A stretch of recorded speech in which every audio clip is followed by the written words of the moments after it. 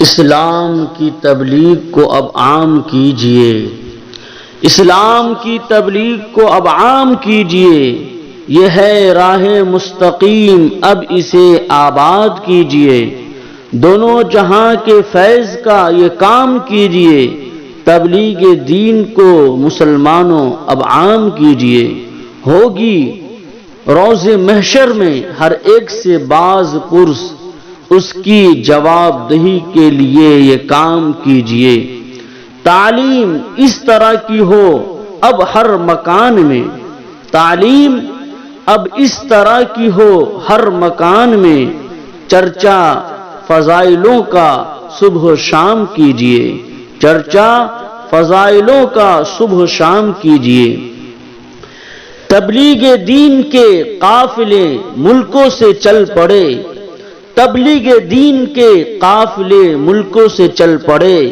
دائی بنو قبول یہ پیغام کیجئے، دائی بنو قبول یہ پیغام کیجئے، تو کیوں بو جہل کی طرح اس کام سے دور ہے، تو کیوں بو جہل کی طرح اس کام سے دور ہے، اللہ اکبر کہہ کر اس کی امداد کیجئے، اللہ اکبر کہہ کر اس کی امداد کیجئے، یہ سلسلہ خدائی چلا ہے عروج پر، یہ سلسلہ خدائی چلا ہے عروج پر، انگلی کٹا کے شہیدوں میں اب نام کیجئے، اس راہ کے عاملوں کو بشارتیں عطا کی ہیں، اس راہ کے عاملوں کو بشارتیں عطا کی ہیں، اب دوڑ کر اس فیض سے خود کو فیضیاب کیجئے، مومن کے دل کو ٹھیس نہ پہنچے کبھی کہیں، مومن کے دل کو ٹھیس نہ پہنچے کبھی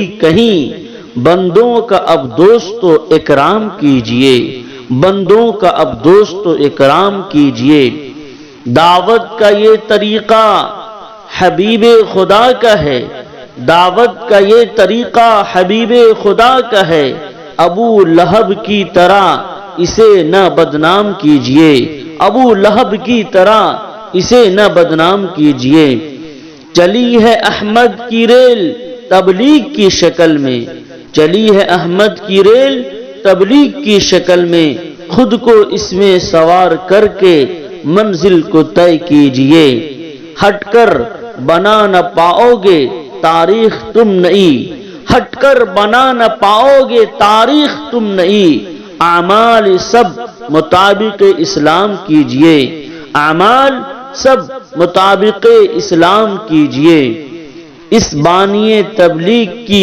قبر منور ہو، اس بانی تبلیغ کی قبر منور ہو، ان کے لیے بھی رب سے مناجات کیجئے، ان کے لیے بھی رب سے مناجات کیجئے۔ محترم ناظرین سامعین کرام، مسلم شریف کی حدیث ہے، جناب محمد رسول اللہ صلی اللہ علیہ وسلم نے ارشاد فرمایا، کفا بالمرء کذبا ان یحدث بکل ما سمع، کہ آدمی کے جھوٹا ہونے کے لیے یہی کافی ہے کہ ہر سنی سنائی بات بغیر تحقیق کے بیان کرنے لگے۔ بہت ہی افسوسناک، دردناک، المناک یہ خبر ہے کہ عرب ممالک کے ریالی دجالی علماء، فتین کذاب علماء جو وہاں عوام کو گمراہ کیے ہیں اور دعوت و تبلیغ کے کام کو وہ بدنام کرنے کی کوشش کیے ہیں اور اس پر تہمت لگانے کی کوشش کی ہے۔ دوستو بزرگوں، اگر جو حضرات خطبہ شائع کرتے ہیں ان کو اگر صحیح بیان کرنا تھا اور ان کو جانکاری لینی تھی تو اس کا صحیح طریقہ تو یہی ہے کہ وہ اپنی ٹیم دلی مرکز یا دارالعلوم دیوبند بھیجتے یا دارالعلوم ندوۃ العلماء میں بھیجتے اور تبلیغی جماعت کی تحقیق کرتے کہ کیا ان کے عقائد میں گڑبڑی ہے اور کیا اس کے اصول و آداب میں گڑبڑی ہے، لیکن انہوں نے ایئر کنڈیشن کے اندر بیٹھ کر کے خود ہی فیصلہ کر لیا اور منمانی جو بات سمجھ میں آئی وہ الزام تبلیغی جماعت پر تھوپ دیا رکھ دیا۔ اگر وہ نہیں آ پائے تو کیا ہے کہ آج کل سوشل میڈیا کا زمانہ ہے، انٹرنیٹ کا زمانہ ہے، دنیا مٹھی کے اندر ہے، وہ وہیں سے ای میل کرتے، وہیں سے وہ واٹس ایپ کرتے، وہیں سے وہ فون کرتے، رابطہ کرتے، تو ان کے سوالات کا جواب ان کو مل جاتا۔ تو انہوں نے خواہ مخواہ کا تبلیغی جماعت کے اوپر الزام لگایا اور پوری مساجد کے اندر یہ خطبہ جاری اور ساری کیا کہ تبلیغی جماعت کو بدنام کریں۔ دوستو بزرگوں، تبلیغی جماعت کو بتایا کہ یہ بدعتی جماعت ہے، جبکہ تبلیغی جماعت والے خود بدعت کو ختم کر کے اور جناب محمد رسول اللہ صلی اللہ علیہ وسلم کی ایک ایک سنتوں کی طرف بلاتے ہیں، دعوت دیتے ہیں، بتاتے ہیں کھانا کھانا کیسے سنت ہے، نبی کریم صلی اللہ علیہ وسلم کیسے لیٹتے تھے، سونے کے کیا آداب ہیں، گفتگو کرنے کے کیا آداب ہیں۔ اور دوسرا الزام یہ لگایا گیا کہ یہ صوفی جماعت ہے جس کے اندر کیا ہے کہ قبر پرستی ہے، بت پرستی ہے، نہ معلوم کیا کیا جھوٹے الزام لگا دیے۔ صوفی کس کو کہا جاتا ہے؟ حقیقت تو یہ ہے کہ وہ ریالی اور دجالی علماء جو لوگوں کو بیوقوف بناتے ہیں اور فتنہ پھیلاتے ہیں، وہ صوفی کے ساتھ سے واقف نہیں ہیں، ان کو صحیح خانقاہ معلوم نہیں ہے۔ آپ جانیے کہ صوفیت میں کیا سکھائی جاتی ہے، صحیح اخلاق سکھایا جاتا ہے، جو اخلاق رذیلہ پیدا ہو جاتے ہیں ان کو دور کیا جاتا ہے، خانقاہ کے اندر تہجد گزار بنایا جاتا ہے، اشراق اوابین فرائض کے ساتھ سکھایا جاتا ہے، توبہ استغفار کی تسبیح بتائی جاتی ہے، اور کلمہ توحید لا الہ الا اللہ محمد رسول اللہ پڑھنے کی تلقین کی جاتی ہے، قرآن کریم کی تلاوت کرنے کی تلقین کی جاتی ہے، صحیح عبادت بتائی جاتی ہے، لیکن وہ اس سے ناآشنا ہے۔ اور سب سے بڑی چیز دیکھیے کہ دہشت گردی کا الزام لگا دیا کہ یہ تبلیغی جماعت دہشت گردی کے دروازے کو کھولتی ہے۔ اللہ ہدایت دے، اللہ ہدایت دے، کس طریقے سے انہوں نے تبلیغ پر یہ جھوٹا الزام لگایا ہے۔ 100% ان کی بات یہ غلط ہے، 100% انہوں نے اس پر الزام لگایا ہے۔ اس لیے تبلیغی جماعت کی جانکاری چاہیے تھی تو وہ کیا ہے کہ رابطہ کرتے اور صحیح جانکاری وہ لیتے۔ آپ غور کریں گے تو آپ کو معلوم ہوگا کہ تبلیغی جماعت نے دعوت دین کے میدان میں جو شاندار کارنامہ انجام دیا ہے وہ کسی فرد بشر سے مخفی نہیں ہے۔ جو اہل علم حضرات ہے وہ اچھی طرح اس کو جانتے ہیں، جس کے دل میں منافقت نہیں ہے وہ اس کو جانتے ہیں اور اس کو بیان کرتے ہیں کہ یہی وہ جماعت ہے کہ جس کی محنتوں سے اس وقت مدارس اسلامیہ آباد ہیں، یہی وہ جماعت ہے جس کی وجہ سے مسجدیں نمازیوں سے بھری ہوئی نظر آتی ہے، یہی وہ جماعت ہے کہ پیشانیاں سجدے کے اندر ترپتی ہوئی دکھائی دیتی ہے۔ دوستو بزرگوں، اس مخلص جماعت کی شب و روز کی جد و جہد، اس کا سنگھرش، اس کی محنت اور در در کی ٹھوکریں جو کھا کر کے اللہ کے بندوں کو اللہ کی طرف بلاتے ہیں، دعوت دیتے ہیں، جس کی وجہ سے جگہ جگہ ہمیں اسلامی تہذیب و تمدن اور اسلامی کلچر نظر آتا ہے۔ یقیناً دوسرے لوگ بھی محنت کرتے ہیں، لیکن سب سے زیادہ اسی جماعت کا احسان ہے، اسی جماعت کی قربانی ہے، اس کو کیا ہے کہ بھلانا نہیں چاہیے۔ آپ دیکھیں گے اس جماعت کے اندر آپ کو ڈاکٹر صاحب ملیں گے، کاشتکار صاحب ملیں گے، کسان صاحب ملیں گے، تاجر ملیں گے، جاہل ان پڑھ گوار بدو سب ملیں گے، اور اسی کے ساتھ ساتھ علماء کرام بھی ملیں گے، انجینئر وغیرہ بھی ملیں گے، اور یہ سب حضرات بے بس کی طرح، بے کس کی طرح، مہاجر کی طرح اپنے سروں پر گٹھری لاد کر کے، اپنے ساز و سامان کو لے کر کے سردی کی شدت میں، گرمی کی تپش میں سفر کی مشقت برداشت کرتے ہیں، اہل و عیال کی فرقت اور ان کی جدائیگی برداشت کرتے ہیں، مرغوبات نفس کی قربانی دیتے ہیں، عیش و عشرت کی زندگی کو چھوڑ کر کے دعوت دین کے خاطر نکل پڑتے ہیں۔ جس وقت یہ جماعت گاؤں گاؤں، شہر شہر اور دروازوں پر ایسا لگتا ہے کہ بالکل بھکاری کی طرح دعوت دینے کے لیے دستک دیتی ہے، تو آپ کو ترس آئے گا، رشک آئے گا، آپ سوچنے پر مجبور ہو جائیں گے کہ کس طریقے سے یہ جماعت لوگوں کو بلاتی ہے، دعوت دیتی ہے۔ سچ تو یہی ہے کہ ان کا استقبال کرنا چاہیے، ان کا تعاون کرنا چاہیے۔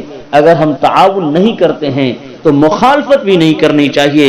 جناب محمد رسول اللہ صلی اللہ علیہ وسلم نے ارشاد فرمایا، من رأى منکم منکرا فلیغیرہ بیدی فإن لم یستطع فبلسانی فإن لم یستطع فبقلبی وذلک ضعف الایمان، رواہ الترمذی وابن ماجہ ھکذا فی الترغیب۔ کہ سنو، تم میں سے جو شخص برائی کو دیکھے، بے حیائی کو دیکھے، اس کو اگر اتنی طاقت ہے کہ اس کو ہاتھ سے روک سکتا ہے تو ہاتھ سے روک دے، اگر اتنی طاقت نہیں ہے تو زبان سے اس کو روکے، اور اتنی بھی طاقت نہیں ہے تو دل میں اس کو برا سمجھے۔ یہ ایمان کا سب سے کم تر درجہ ہے۔ تبلیغی جماعت کے عقائد غلط نہیں ہیں، تبلیغی جماعت کے عقائد وہی ہیں جو علماء دیوبند کے عقائد ہیں، تبلیغی جماعت کے عقائد وہی ہیں جو دارالعلوم ندوۃ العلماء کے علماء کرام کے عقائد ہیں، تبلیغی جماعت کے عقائد اہل سنت والجماعت کے عقائد ہیں، ان کے عقیدے خراب نہیں ہیں، اور ان کو تو 6 نمبر بتایا جاتا ہے، اسی 6 نمبر پر گفتگو کرنی ہے، اسی 6 نمبر پر بات کرنی ہے۔ اگر کوئی الگ سے کوئی مسئلہ پوچھے، کوئی عقیدے کی بات پوچھے، تو ان کو کہیں کہ آپ اپنے علماء کرام سے رابطہ کریں، ان سے سوال کریں، ان سے پوچھیں۔ پہلے نمبر پر کلمہ ہے، جس کے بارے میں جناب محمد رسول اللہ صلی اللہ علیہ وسلم نے ارشاد فرمایا، من قبل منی الکلمۃ التی عرضت علی عمی فردها علی لہ نجات، رواہ احمد۔ کہ حضرت ابو بکر صدیق رضی اللہ تعالی عنہ راوی ہیں، وہ کہتے ہیں کہ آپ صلی اللہ علیہ وسلم نے ارشاد فرمایا، جو شخص اس کلمہ طیبہ کو قبول کر لے جس کو میں نے اپنے چچا ابو طالب پر اس کے انتقال کے وقت پیش کیا تھا تو انہوں نے انکار کر دیا تھا، تو وہ کلمہ اس کے لیے نجات کا ذریعہ بن جائے گا۔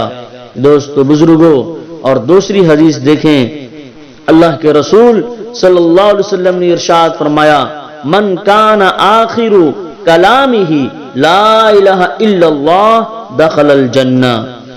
آپ صلی اللہ علیہ وسلم نے ارشاد فرمایا، جس شخص کا آخری کلام کلمہ ہوگا، لا الہ الا اللہ ہوگا، وہ جنت میں ضرور داخل ہوگا۔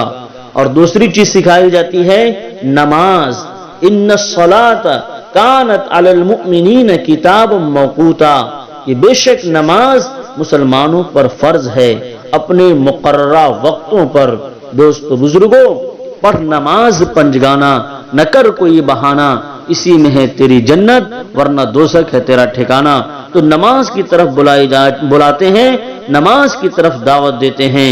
من ترک الصلاۃ متعمدا فقد کفر، ترمذی شریف کی حدیث ہے۔ جناب محمد رسول اللہ صلی اللہ علیہ وسلم نے ارشاد فرمایا کہ جس نے جان بوجھ کر نماز چھوڑ دی اس نے کفر والا عمل کیا۔ اور تیسرے نمبر پر کیا ہے؟ علم و ذکر۔ آپ دیکھیں قرآن کریم کی پہلی آیت، اقرأ بسم ربک الذی خلق، یہ علم کی آیت ہے۔ اللہ تعالیٰ نے پڑھنے کا حکم دیا ہے۔ جب ہم ریڈر بنیں گے تو اچھے لیڈر ہوں گے، تو اس لیے ریڈر بننا چاہیے، پڑھنا چاہیے۔ قل هل يستوي الذين يعلمون والذين لا يعلمون، 23 پارہ کے اندر اللہ تبارک و تعالیٰ نے ارشاد فرمایا کہ پڑھے لکھے لوگ اور جاہل لوگ کیا برابر ہو سکتے ہیں؟ کبھی برابر نہیں ہو سکتے۔ آپ دیکھیں ذکر کے بارے میں فرمایا، فاذکرونی اذکرکم، کہ میرے بندے تم مجھے یاد کرو میں تمہیں یاد رکھوں گا۔ مثل الذی یذکر ربہ والذی لا یذکر ربہ مثل الحی والمیت، یہ بخاری شریف کی حدیث ہے۔ اللہ کے رسول صلی اللہ علیہ وسلم کا ارشاد ہے کہ اس آدمی کی مثال جو اللہ کو یاد کرتا ہے وہ زندہ ہے، اور جو اللہ کو یاد نہیں کرتا ہے وہ مردہ ہے، یعنی مردے کی طرح ہے۔ اور آپ دیکھیں اس کے بعد چوتھے نمبر پر بتایا جاتا ہے کہ اکرام مسلم، مسلمانوں کا اکرام کرنا ہے.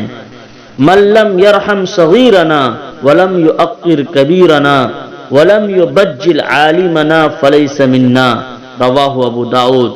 اللہ کے رسول صلی اللہ علیہ وسلم ارشاد فرماتے ہیں کہ چھوٹوں پر جو شفقت نہ کرے اور بڑوں کی جو عزت نہ کرے اور ہمارے علماء کرام کی جو قدر نہ کرے وہ ہم میں سے نہیں ہیں.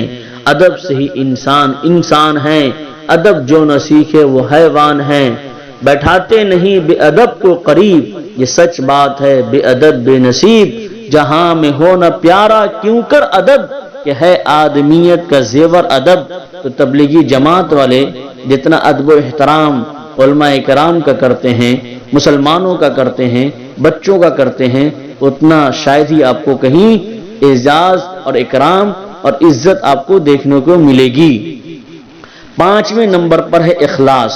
بخاری شریف کی پہلی حدیث انما الاعمال بالنیات، کہ ایکشن ڈیپینڈ آن انٹینشن، کہ اعمال کا دار و مدار نیتوں پر ہے. تو اعمال کو وہ درست کرواتے ہیں، نیت کو درست کرواتے ہیں. وما امروا الا ليعبدوا الله مخلصین له الدین، اللہ تعالیٰ نے حکم دیا ہے کہ خالص اللہ تعالیٰ ہی کی عبادت کرنی ہے اخلاص کے ساتھ. ان الشرک لظلم عظیم، شرک مہا پاپ ہے، بہت بڑا گناہ ہے.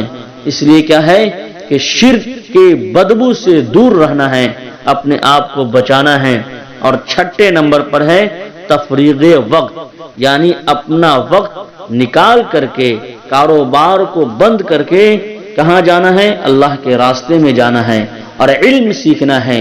طلب العلم فریضۃ علی کل مسلم، کہ علم کا حاصل کرنا ہر مسلمان پر فرض ہے.